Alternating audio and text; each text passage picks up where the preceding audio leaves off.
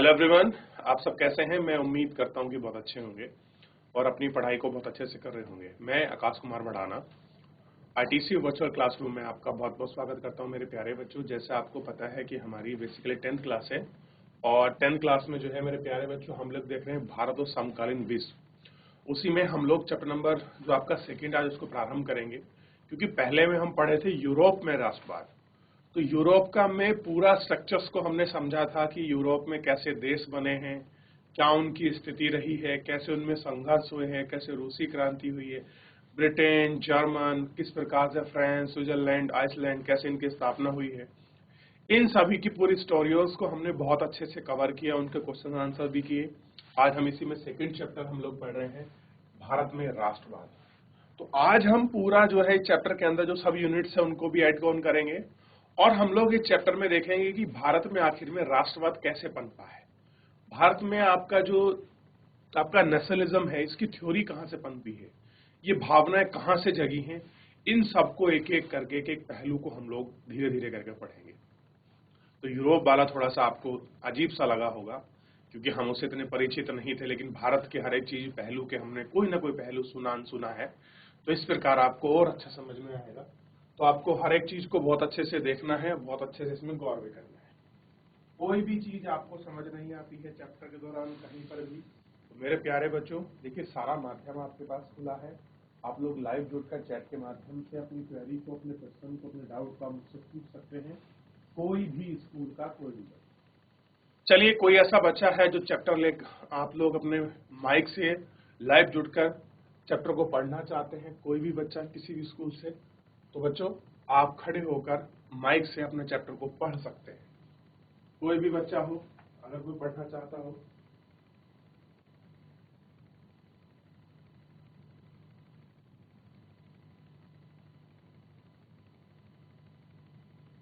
चलिए ध्यान दीजिए, हम ही चलते हैं और एक एक करके हम इसमें सारे पहलुओं को जानने की कोशिश करें। जैसे भारत में राष्ट्रवाद की थ्योरी से शुरू करते हैं। जैसा कि आप देख चुके हैं कि यूरोप में आधुनिक राष्ट्रवाद के साथ ही राष्ट्र राज्यों का उदय हुआ था। इनका हुआ राष्ट्र राज्यों का उदय। इसके बारे में लोगों की समझ बदलने लगी। वे कौन हैं, उनकी पहचान किस बात से परिभाषित होती है, यह भावना बदल गई। उनमें राष्ट्र के प्रति लगाव का भाव पैदा होने लगा। नए प्रतीकों और चिन्हों ने, नए गीतों और विचारों ने नए संपर्क स्थापित किए और समुदाय की सीमाओं को दोबारा परिभाषित किया। ज्यादातर देशों में इसी नई राष्ट्रीय पहचान के निर्माण में एक लंबी प्रक्रिया हुई। क्या हुआ? ये राष्ट्रीय पहचान के निर्माण में एक बहुत लंबी प्रक्रिया हुई। आइए देखते हैं कि हमारे देश में यह चेतना कैसे विकसित हुई। कौन सी चेतना? तो चेतना थी राष्ट्रीय पहचान की। आखिर में ये चेतना कैसे विकसित हुई, बेसिकली हमको इस चेतना की जो है बात करनी है कि ये चेतना कैसे पैदा हुई। तो दूसरे उपनिवेशों की तरह, कह रहे जिस तरह से दूसरे कॉलिज्म थे, उसी तरह भारत में आधुनिक राष्ट्रवाद के उदय की परिघटना उपनिवेशवाद विरोधी आंदोलन के साथ गहरे तौर पर जुड़ी है। कैसे जुड़ी है? जिस तरह से और जगह उपनिवेश में जो विरोधी आंदोलन हुए हैं, जिस तरह से उनका गहरा जुड़ाव है, उसी तरह से भारत में भी ये सारी चीजें चली हैं। औपनिवेशिक शासकों के संघर्ष के दौरान लोग आपसी ताकत को पहचानने लगे थे। क्या हुआ? जो औपनिवेशिक शासक भारत में था, जब उनके खिलाफ संघर्ष किया तो लोग क्या हुए, आपस में एकता की जो पहचान है उससे पहचानने लगे कि यार देखिए, हमारे यहाँ लोग कैसे हैं कि बाहर के लोग आकर यहाँ इकट्ठा हो रहे हैं, हम उनके प्रति संघर्ष कर रहे हैं, तो आखिर में तो हम सब मिलजुल कर है तो एक ही। कैसे हैं? एक ही। तो क्यों ना हमें इस एकता की पहचान कर कर एक साथ हमें रहना चाहिए, एक साथ संघर्ष करना चाहिए। तो ये जो भावना थी, ये भावना उनके अंदर आपका शुरू हुई। उत्पीड़न और दमन के साझा भाव ने निम्नलिखित समूह को एक दूसरे से बांध दिया। लेकिन हर एक वर्ग और समूह पर उपनिवेशवाद का असर एक जैसा नहीं था। उनके अनुभव भी अलग अलग थे और स्वतंत्रता के मायने भी भिन्न थे। महात्मा गांधी के नेतृत्व में कांग्रेस ने इन्हीं समूह को इकट्ठा करके एक विशाल आंदोलन खड़ा किया। क्या कह रहे हैं? इन लोगों के जो अनुभव थे वो अलग थे, स्वतंत्रता के मायने भी कैसे थे? अलग थे। एक्सपीरियंस अलग है, लेकिन स्वतंत्रता के जो मायने हैं वो भी अलग है। कैसे? महात्मा गांधी के नेतृत्व में कांग्रेस ने इन समूह को इकट्ठा करके एक विशाल आंदोलन खड़ा किया। लीड किसकी थी? गांधी जी की। और क्या करना था? एक विशाल आंदोलन खड़ा करना था। परंतु एकता में टकराव के बिंदु भी निहित थे, जिन्हें आप एकत्रित कहकर समूह कहकर चला रहे थे। उनमें बहुत सारे ऐसे बिंदु थे, बहुत सारी एकता में ऐसे टकराव के पॉइंट्स भी जो है हमको दिखाई दिए। कह रहे हैं कि पहले एक और पुस्तक में भी आपने भारत में राष्ट्रवाद के उदय का अध्ययन किया था। वहां आपने 20वीं सदी के पहले तक की कहानी पढ़ी थी। इस अध्याय में आप 1920 तक के दशक की आगे का अध्याय करेंगे, ठीक? और असहयोग आंदोलन और सविनय अवज्ञा आंदोलन के बारे में पढ़ेंगे। देखिए, 2 आंदोलन होंगे, यानी कि हम कहानी पढ़ेंगे 1920 के दशक से आगे की। इसमें हम पहला पढ़ेंगे असहयोग आंदोलन, दूसरा पढ़ेंगे सविनय अवज्ञा आंदोलन। ये हम देखेंगे कि कांग्रेस ने राष्ट्रीय आंदोलन को विकसित करने के लिए किस तरह से प्रयास किए, इस आंदोलन में विभिन्न सामाजिक समूहों ने किस तरह से हिस्सा लिया और किस राष्ट्रवाद ने लोगों की कल्पना को नई उम्मीद दी। कैसी करी? कि राष्ट्र भावनाओं को कैसी उम्मीद दी। तो ये दृश्य है, आप इसको देख सकते हैं। ये फोटो आपको दिखाई देगा कि ऐसी ही भीड़ थी असहयोग आंदोलन की और आपका सविनय अवज्ञा आंदोलन की। पहले असहयोग चला है, फिर उसके बाद सविनय अवज्ञा आंदोलन होगा दांडी मार्च यात्रा के बाद। तो इनको हम सबको देखेंगे। एक बार आप इस इमेज को गौर करके देखिए कि कितने ऐसे गांधीवादी लोग थे जो देश के हर एक आपका कोने से महात्मा गांधी की विचारधाराओं को मानते थे और उनमें विश्वास रखकर उपनिवेशवाद के खिलाफ होकर क्या किया उन्होंने? मेरे प्यारे बच्चों, एक संघर्ष के लिए तैयार हो गए, ठीक? तो ये सारी चीजों को हमें गौर करके एक एक करके इनको देखना।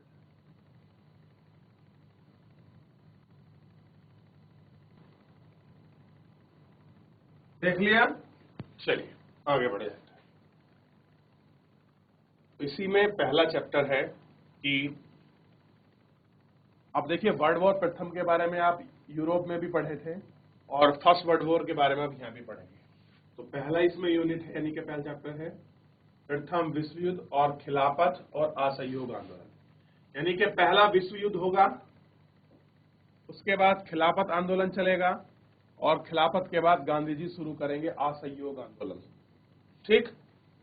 आइए एक एक करके हम इन सभी के विषय में पढ़ते हैं और गौर करके देखते हैं। कह रहे हैं कि 1919 के बाद के सालों में हम देखते हैं कि क्योंकि 1914 से लेकर 1918 तक क्या चला है? प्रथम वर्ल्ड वॉर हुआ है, फर्स्ट वर्ल्ड वॉर जो है वो आपका। तो कह रहे हैं कि 1919 के बाद के सालों से हम देखते हैं कि राष्ट्रीय आंदोलन नए इलाकों तक फैल गया था। इसमें नए सामाजिक समूह शामिल हो गए थे और संघर्ष की नई पत्ती सामने आ रही थी।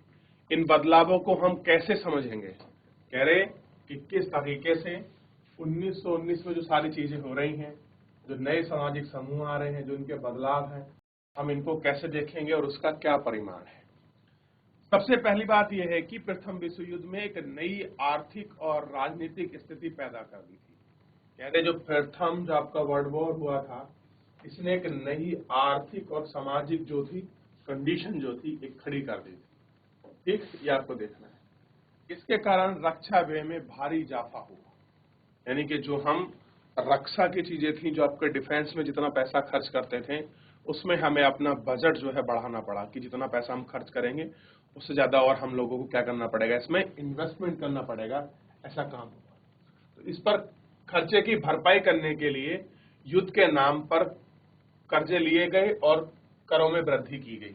यानी कि जब फर्स्ट वर्ल्ड वॉर होता है तो उसमें जो युद्ध हुआ है उसके नाम पर कुछ क्या लिया, आपका कर्ज लिया, और किसानों से, व्यापारियों से क्या किया गया, भारत में जो टैक्स है वो टैक्स में आपका वृद्धि कर दी। अब आप देखेंगे जब टैक्स बढ़ेगा, कर होगी, अब कोई वस्तु आपको महंगी मिलेगी तो धीरे धीरे 2-4 दिन में तो नहीं, लेकिन हाँ 1-2-4-6 महीने के बाद क्या होगा, महंगाई बहुत तेजी से बढ़ने लगेगी और कीमतें कैसी हो जाएंगी, वस्तुओं की महंगी हो जाएंगी। अब देखिए वृद्धि कर दी गई तो सीमा शुल्क बढ़ गया और आयकर शुरू कर दिया। युद्ध के दौरान कीमतें तेजी से बढ़ने लगी। अब कह रहे हैं जो युद्ध के बाद क्या हुआ, या उसके दौरान जो आपकी चीजें थी, जो वस्तुओं के रेट्स, उनके रेट्स क्या हो गया, अचानक बढ़ गए। 1913 से 18 के बीच में कीमतें दुगना हो चुकी थी। कह रहे युद्ध के कारण क्या हो गया था, ये ऐसा समय है जब कीमतें क्या हो गई थी, बढ़ गई थी, क्योंकि 1914 से लेकर 1918 के बीच सेकेंड वर्ल्ड वॉर है, ठीक, जिसके कारण आम लोगों की मुश्किलें बढ़ गई। गांव में सिपाही को जबरन भर्ती किया गया। कैसा करा गया, लोगों को जबरदस्ती भर्ती किया गया, जिसके कारण ग्रामीण इलाकों में गुस्सा व्यापक था। 1918, 19 और 1920-21 में देश के बहुत सारे हिस्सों में फसल खराब हो गई। क्या हो गई, फसल खराब हो गई, जिसके कारण खाद्य पदार्थों में भारी अभाव हो गया। यानी कि खाने के लिए जिन चीजों की मात्रा जिनकी चाहिए थी, गेहूं, अनाज, चावल, वो भी नहीं मिल रहा था। उस समय फ्लू की महामारी फैल गई। देखिए पहले फ्लू होता था, आज के समय तो लोग बुखार से इतना नहीं मरते, लेकिन इस समय में जो आप देख रहे हो 1990 का जो आप समय देख रहे हैं, खास करके 20वीं सेंचुरी, इस 20वीं सेंचुरी में आप लोग अगर खुद देखेंगे तो इसमें लोग टाइफाइड से, हैजा से, फ्लू जैसी बीमारियों से क्या करते थे, मर जाते थे। और बीमारी नहीं थी, ये महामारी थी। ऐसी थी महामारी। 1921 की जनगणना के मुताबिक दुर्भिक्ष और महामारी के कारण 120 से 130 लाख लोग मारे गए थे। अब सोचिए, यानी कि ये कैसा था इस समय का दौर, 1920-21, ये आपका कोविड वाला दौर था। यानी कि जैसे आज कोविड फैला हुआ है, उस समय फ्लू आपका महामारी थी, और कितने लोग मरे थे, लगभग 120-130 लाख लोग मरे थे। अब आप सोच के देखिए कितनी बड़ी स्तर पर महामारी थी। लोगों को उम्मीद थी कि युद्ध खत्म होने के बाद उनकी मुसीबतें कम हो जाएंगी, लेकिन ऐसा नहीं हुआ। लोगों को लगा कि जो युद्ध चल रहा है, जो आपका फर्स्ट वर्ल्ड वॉर हो रहा है, इस वजह से जो स्थिति खराब हो रखी है, जैसे युद्ध समाप्त हो जाएगा तो धीरे धीरे चीजें आपकी अच्छी हो जाएंगी। लेकिन हुआ क्या, ये ऐसा आपका नहीं हुआ। कह रहे इसी समय नया नेता सामने आया और उसने संघर्ष का नया ढंग और नया तरीका पेश किया। अब ऐसे में एक नए नेता आ जाते हैं। अब पहले तो कांग्रेस भी काम कर रही थी, बहुत सारे गरम दल भी भारत में काम कर रहे थे, लेकिन एक नया नेता आता है, इसकी नई विचारधारा है, अंग्रेज से लड़ने का तरीका नया है बिल्कुल, और ऐसा तरीका जो अंग्रेजों को बेबस होकर उनकी बातों को मानना पड़ेगा। तो इसी में एक व्यक्ति का नाम है, उनका नाम है मोहनदास करमचंद गांधी, जिनको महात्मा गांधी कहते हैं। तो ये समय है महात्मा गांधी के भारत आने का, ठीक। तो महात्मा गांधी कहाँ थे इससे पहले, इससे पहले साउथ अफ्रीका में, क्लियर हो गया, दक्षिण अफ्रीका में थे, क्लियर है। और वहां क्या थे, वहां एक आपके बैरिस्टर थे, वकील थे। आप सोचिए बहुत बड़े लेवल पर काम करने वाला व्यक्ति, बहुत बड़ा वकील हो, भारत में आता है, और फिर उसके अनुसार ही देखना पूरी कांग्रेस चलेगी और पूरे देश का जितने भी आंदोलन होंगे, जो भी नेतृत्व होंगे, सबके नीति निर्माता और उसके शिल्पीकार, नेतृत्व करने वाले महात्मा गांधी होंगे। उनको दौर को पढ़ेंगे। तो उन्होंने एक नया विचार दिया जिसका नाम था सत्याग्रह। सत्य मतलब सच, ग्रह आग्रह का मतलब है, देखिए अगर आप इसका संधि विच्छेद करोगे तो सत्या प्लस आग्रह, आग्रह का मतलब होता है विनती करना, कि मैं आपको सत्य के साथ, सच्चाई के साथ आग्रह करता हूं कि मैं ये काम नहीं कर सकता। अब मैं आपके सामने खड़ा हो जाऊं और मैं आपसे कहूं कि मैं सत्य से ये बात कह रहा हूं, ईमानदारी से बात कह रहा हूं कि मैं आपके लिए ये नहीं कर सकता, आप मुझे क्षमा करें। अब देखिए कह रहे महात्मा गांधी जनवरी 1915 में भारत लौटे। अब लौटे जनवरी 1915। इससे पहले वे दक्षिण अफ्रीका में थे। उन्होंने इस तरह के आंदोलन, जन आंदोलन को के रास्ते पर चलकर वहां की नस्ल भेदी सरकार के से सफलतापूर्वक लोहा लिया था। आप कह रहे हैं कि ऐसा नहीं है कि जो आपके महात्मा गांधी केवल भारत में आंदोलन कर रहे हैं, नहीं, इससे पहले वो कहाँ थे? अफ्रीका में। और अफ्रीका में एक नियम बना रखा था। असल में जो अफ्रीका था वो भी उपनिवेश था, किसका? ब्रिटेन का। जिस तरह से ब्रिटेन भारत में अपनी शासन चला रहा था, उस तरह से लगभग 54 कंट्री में ऐसा था जहां यूरोप, खासकर ब्रिटेन का राज था, ब्रिटेन के लोग वहां रहकर अपना उपनिवेश बना रखा था। जिस तरह से भारत की स्थिति थी और जगह भी उससे बुरी स्थिति में लोग थे। ठीक जैसे अफ्रीका में क्या था, एक आपका नस्ल भेदी पत्र था, वहां स्पष्ट आपका डिवीजन था गोरे और कालों का। तो जो लोग काले लोग थे, श्वेत लोग थे, जो मूल अफ्रीकन थे, उन्हें एक हमेशा अपना पत्र रखना पड़ता था अपने पास, और बिना उस पत्र के कोई भी अंग्रेज अधिकारी उसको गिरफ्तार कर सकता था, उन पर कार्रवाई कर सकता था। तो ऐसे बहुत सारी चीजें थी। ठीक, तो नस्ल भेदी सरकार से सफलतापूर्वक लोहा लिया, किसने? महात्मा गांधी ने। इस पद्धति को वे सत्याग्रह कहते थे। क्या बोलते थे? इस पद्धति को वो आपका सत्याग्रह कहते थे। सत्याग्रह के विचार में सत्य की शक्ति पर आग्रह। कैसा है? सत्य के विचार की शक्ति पर आग्रह और सत्य की खोज पर जोर दिया। इसका अर्थ यह है कि अगर आपका उद्देश्य सच्चा है, उद्देश्य मतलब जो आपका मोटिव सच्चा है, यदि आपका संघर्ष अन्याय के खिलाफ है, तो उत्पीड़न से मुकाबला करने के लिए आपको किसी शारीरिक बल की आवश्यकता नहीं है। क्या है? किसी भी शारीरिक बल की आवश्यकता नहीं है। प्रतिशोध की भावना या आक्रामकता का सहारा लिए बिना, यानी कि जो आप में बदला लेने की जो भावना है, उसके बिना, आक्रमण, लड़ाई झगड़े के बिना ही सत्याग्रह।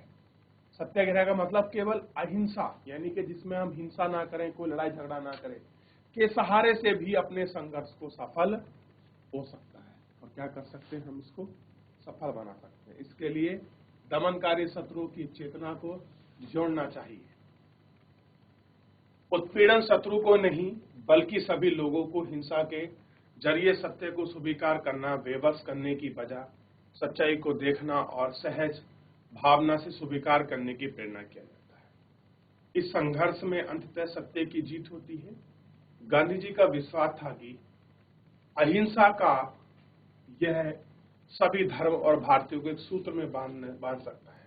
कह रहे कि अहिंसा एक ऐसी चीज है जो सभी धर्म के लोग जो हैं, भारतीयों को एक सूत्र में बांध सकती है। अगर आप लड़ाई झगड़ा ना करें, किसी के प्रति हिंसा ना दिखाएं, तो पूरे लोगों को एक साथ एक सूत्र में बांध सकते हैं, हम उनको एक साथ इकट्ठा कर सकते हैं। तो यानी कि अगर आपको किसी से कोई अपना काम, अगर आपका उद्देश्य सच्चा है, आप अन्याय के खिलाफ संघर्ष कर रहे हैं, तो आपको लड़ने भिड़ने की, मारपीट करने की, हिंसा करने की कोई जरूरत नहीं। शांति से बैठकर चीजों को, अपनी चीजों को हम प्रदर्शित कर सकते हैं। देख लीजिए, ये गांधी जी के आंदोलन की देन आपको इतनी भीड़ दिखाई देगी। और ऐसा नहीं है केवल यहाँ हुआ है, गांधी जी ने ऐसे आंदोलन, चलो ये अपना देश था, अफ्रीका में भी इससे बड़े बड़े आंदोलन उन्होंने किए हैं, और ऐसा नहीं सफल। गांधी जी को अफ्रीका और भारत में तो माना ही जाता है, लेकिन पूरे विश्व में उनकी इस आंदोलन की वजह से उनकी व्याख्याति है।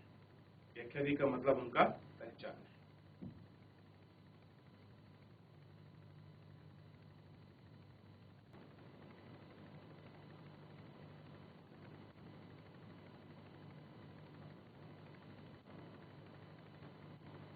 देख लिया बच्चों? कुछ पीछे पूछना हो, कोई भी डाउट ऐसा हो, कोई चीज आपको समझ नहीं आई हो, तो आप लोग देख सकते हैं। ठीक है, सब पढ़ रहे थे हम लोग, ध्यान देना है।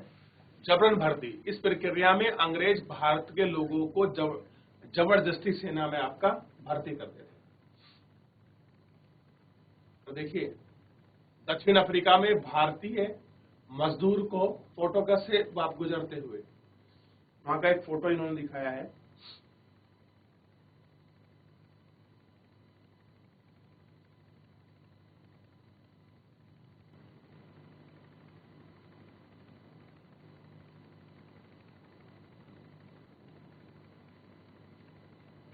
देख लिया?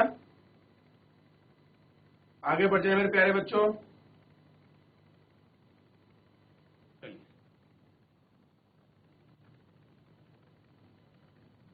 थोड़ा सा हम देखते हैं कि सत्याग्रह पर गांधी जी के विचार। कहा जाता है कि निष्क्रिय प्रतिरोध ऐसा है, निष्क्रिय प्रतिरोध दुर्बलों का, दुर्बल का मतलब जो कमजोर है उसका हथियार है। लेकिन इस लेख में जिस शक्ति की बात की गई है वह केवल उसे ताकतवर का इस्तेमाल कर सकते हैं, उसे जो ताकतवर लोग हैं वो भी इस्तेमाल कर सकते हैं।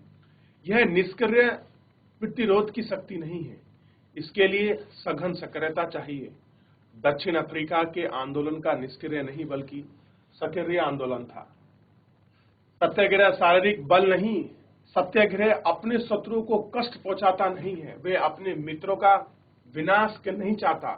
सत्याग्रह के प्रयोग से दुर्भावना का कोई स्थान नहीं है। मतलब आप किसी दूसरे का, जो आपका शत्रु है, आप उसको कष्ट नहीं पहुंचाना चाहते, आप उसका विनाश नहीं करना चाहते, आप उसका नुकसान नहीं करना चाहते, कोई अपने मन में निगेटिव कोई ऐसी दुर्भावना नहीं रखना चाहते। तो फिर आप कहेंगे कि फिर तो ये क्या है? तो सत्याग्रह तो शुद्ध आत्मबल है। सत्याग्रह क्या है, ध्यान रखना है, शुद्ध आत्मबल है। सत्याग्रह ही आत्मा का आधार है, इसलिए इस बल को सत्याग्रह का नाम दिया गया। कैसा है? सत्य की आत्मा का आधार है, इसलिए इसका नाम क्या है? सत्याग्रह दिया गया है। आत्मा ज्ञान हमेशा लैस होती है, इसमें प्यार की लो जलती है और अहिंसा सर्वोच्च धर्म है। ऐसा है, अहिंसा सर्वोच्च धर्म है। आप किसी के साथ कोई अहिंसा नहीं करते तो ये मान लीजिए कि इससे बड़ा धर्म पूरी दुनिया में और जगत में कोई नहीं है। आप किसी जीव को कोई नुकसान नहीं पहुंचाते, किसी प्राणी को कोई नुकसान नहीं पहुंचाते, ठीक? आप किसी के प्रति कोई वैर नहीं रखते, किसी से कोई भावना नहीं रखते, तो आप क्या हैं? सत्याग्रही हैं। इसका कोई संदेह नहीं है कि भारत विनाशकारी शस्त्रों के मामले में ब्रिटेन या यूरोप का मुकाबला नहीं किया जा सकता। अंग्रेज युद्ध के देवता की उपासना करते थे, उन हथियारों से लैस हो सकते थे, होते जा रहे थे। भारत में करोड़ लोग कभी हथियार लेकर नहीं चल सकते। उन्होंने अहिंसा के धर्म पर आत्मसत्व कर लिया था। देखना, अंग्रेज जहां भी निकलते थे, वो जो उनका युद्ध के देवता थे उनकी प्रेयर करते थे और हथियार के साथ लैस होकर, मतलब पूरी तरह वो चलते थे। लेकिन आपने किसी ने देखा नहीं होगा जो गांधी जी ने सत्याग्रह करे हैं या भारत के जो भी आंदोलन हुए हैं उसमें वो अपनी बंदूक लेकर या हथियार लेकर कभी चले हो, नहीं। इस तरह से वो इस तरह से नहीं चले। तो अब हम देखते हैं, तो ये तो हमने पृष्ठभूमि समझी। अब आता है रॉलेट एक्ट। क्या आता है? Rowlatt act. तो देखिए, पहले यहां देखते हैं। अब इससे पहले जो हमने इतना पढ़ा है, पीछे का कुछ पूछना है तो मेरे प्यारे बच्चों आप मुझसे एक एक करके जो है पूछ सकते हो।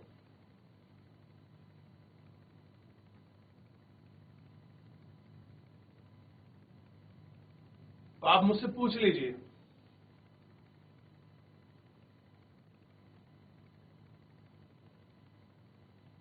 फिर मैं आपका रॉलेट एक्ट की तरफ जो है धीरे धीरे इसमें आगे बढ़ जाऊंगा और उसके बाद हम लोग खिलाफत वगैरह जो भी हैं हम उनको देख लेंगे। चलिए देखिए, इसी कामयाबी से उत्साहित गांधी जी ने 1919 में प्रस्तावित रॉलेट एक्ट के खिलाफ एक सर्वव्यापी सत्याग्रह आंदोलन चलाने का फैसला किया। देखिए, एक एक्ट आया था रॉलेट एक्ट, और सिडनी रॉलेट की अध्यक्षता में एक एक्ट आया था। और इस जो एक्ट का विरोध गांधी जी ने किया क्योंकि इसमें कोई भी भारतीय नहीं था, ठीक? तो इस वजह से इसका विरोध हुआ और विरोध बड़े व्यापक स्तर पर होगा। तो गांधी जी क्या कराएंगे? एक राष्ट्रव्यापी सत्याग्रह आंदोलन चलाने का फैसला ले लिया। अब क्या होता है, भारतीय सदस्यों ने भारी विरोध के बावजूद इस कानून को इंपीरियल लेजिस्लेटिव काउंसिल में बहुत जल्दबाजी से पारित कर दिया। इस कानून के जरिए सरकार को राजनीतिक गतिविधियों को कुचलने और राजनीतिक कैदियों को 2 साल तक बिना मुकदमा चलाए जेल में बंद रखने का अधिकार मिल गया। अब देखिए, तो जिस तरह से टाडा और पोडा भारत में एक्ट थे ना, देखिए सिंपल था, इसमें जो बिल आया था तो जो वहां की जो असेंबली थी उसका नाम था इंपीरियल लेजिस्लेटिव असेंबली, जो भारत के लिए कानून पास करके देती थी। और इस कानून का मुख्य उद्देश्य क्या था, जो पॉलिटिकल गतिविधि हो रही है उनको कुचला जाए और राजनीतिक कैदियों को 2 साल तक हम किसी बिना मुकदमे के बंद करने का अधिकार मिला। मान लीजिए आप कोई नेता है, आपने कुछ भी बहुत बड़े नेतृत्व के रूप में उभर रहे हैं, क्षेत्रीय नेता के रूप में उभर रहे हैं, ब्रिटिश सत्ता को खतरा पहुंचा सकते हैं, तो सरकार क्या चाह सकती है कि, और रॉलेट एक्ट से 1919 में प्रावधान कर दिया गया कि आप किसी भी व्यक्ति को कभी भी कहीं भी पकड़ सकते हैं, राजनीतिक आधार मानकर उसको 2 साल तक जेल में रख सकते हैं, और ऐसा अधिकार उन्होंने ले लिया। महात्मा गांधी ऐसे अन्यायपूर्ण कानून के खिलाफ अहिंसा ढंग से नागरिक अवज्ञा चाहते थे। क्या चाहते थे? नागरिक अवज्ञा। अवज्ञा मतलब होता है कि श्रीमान जी मैं आपसे हाथ जोड़कर कह रहा हूं, मैं आपकी बात ये नहीं मान सकता। ठीक, तो कहते हैं कि 6 अप्रैल को एक हड़ताल शुरू होना था। अब क्या थी? 6 अप्रैल को एक जो थी हड़ताल शुरू होना था। विभिन्न शहरों में रैली जुलूसों का आयोजन किया गया। रेलवे वर्कशॉप में कामगार हड़ताल पर चले गए, दुकानें बंद हो गईं। इस व्यापक जन उभरने से चिंतित तथा रेलवे तथा टेलीग्राफ जैसी सुविधाओं के भंग हो जाने से आकांक्षा में भयभीत अंग्रेजों ने राष्ट्रवाद पर दमन शुरू कर दिया कि जो राष्ट्रवादी हैं, जो काम करें उनको दावा जाए। तो अमृतसर में बहुत सारे स्थानीय नेताओं को हिरासत में लिया गया। अब क्या होता है कि जब ऐसा पता लगा कि ऐसा होने वाला है, तो अमृतसर में बोलते हैं ये मेन गढ़ बनता जा रहा था, क्योंकि अमृतसर पंजाब, लाहौर, पाकिस्तान का जो सिंध प्रांत है, ये सारा क्षेत्र बड़ा, अब बंगाल के बाद दूसरा क्रांतिकारी क्षेत्र था ये। अब ये क्या करते हैं, वहां के स्थानीय नेताओं को गिरफ्त में लेते हैं और गांधी जी के दिल्ली में प्रवेश करने से पहले पाबंदी लगा दी। गांधी जी आप नहीं रुक सकते। 10 अप्रैल को पुलिस ने अमृतसर में एक शांतिपूर्ण जुलूस पर गोली चला दी। अब देखिए, जलियांवाला बाग हत्याकांड की कहानी सुने हैं आप, जनरल डायर ने। तो डॉक्टर सत्यपाल किचलू की जो गिरफ्तारी थी, उसके चक्कर में लोग आपके इकट्ठा होकर और एक शांतिपूर्ण जो था आपका एक सभा कर रहे थे कि हमको उनको छुटाना है, जो आपका रॉलेट एक्ट के तहत उनको पकड़ लिया गया है, ठीक है। तो इसलिए वो लोग शांतिपूर्ण एक सभा कर रहे थे। अब इसमें क्या होता है देखिए, इसके बाद लोग बैंकों, डाकघरों और रेलवे स्टेशन पर हमला करने लगे। अब क्या होता है, जुलूस पर गोली चल जाती है। जनरल डायर वहां पहुंचता है। जनरल डायर क्या करता है, आराम फायरिंग कर देता है, इसमें बहुत सारे लोग मारे जाते हैं।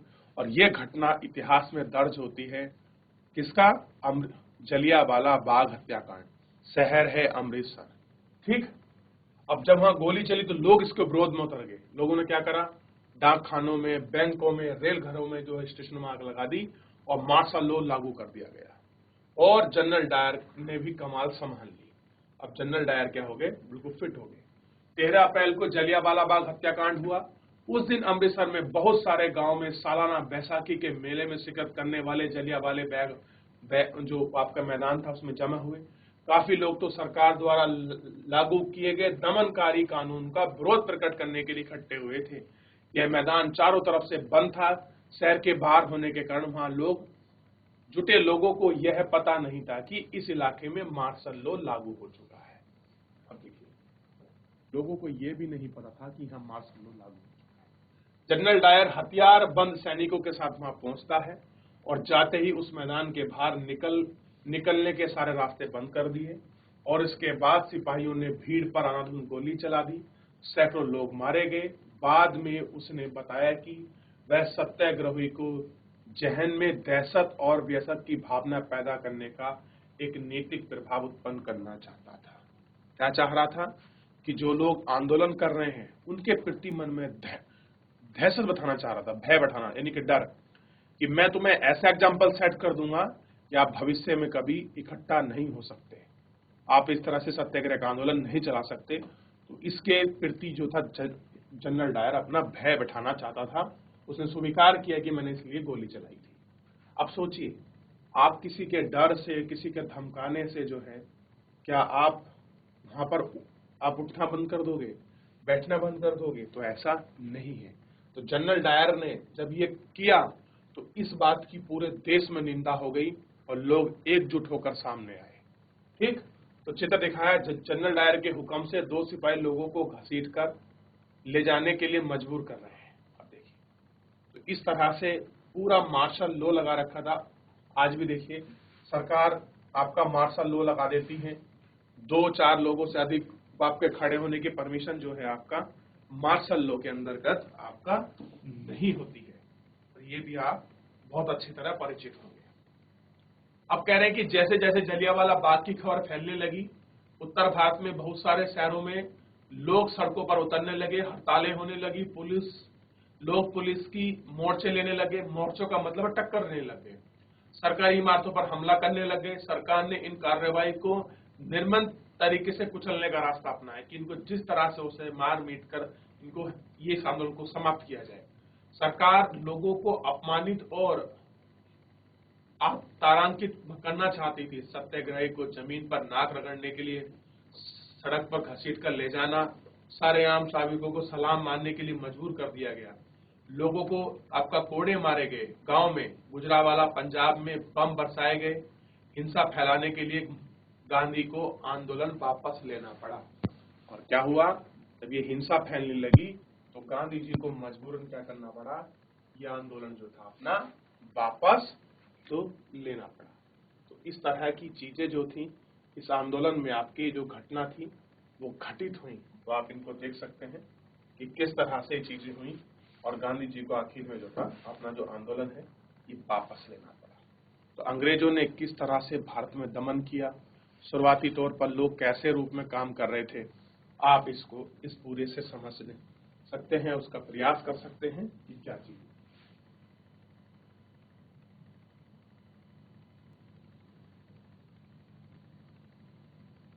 देख लिया, इस तरह से ये पूरा स्थिति यहां रही थी मेरे प्यारे बच्चों। ठीक, चलिए, तो मेरे प्यारे बच्चों आज के लिए इतना ही। थोड़ा सा आप लोग इसको चैप्टर को घर पर जाकर रिवीजन करिए, अच्छे से गौर कर पढ़िए। कोई डाउट बनता है, कोई क्वेरी बनती है तो मेरे प्यारे बच्चों आप मुझसे लाइव जुड़कर चैट के माध्यम से पूछ सकते हैं।